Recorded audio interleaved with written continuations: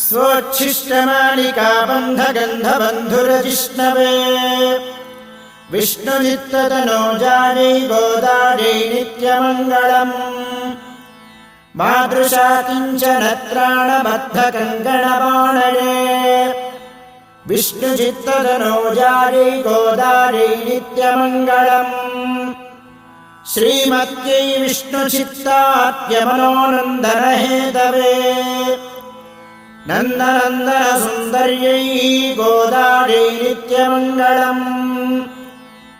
कर्कटे पूर्वफल्गुण्यां तुलसीकाननोद्भवाम्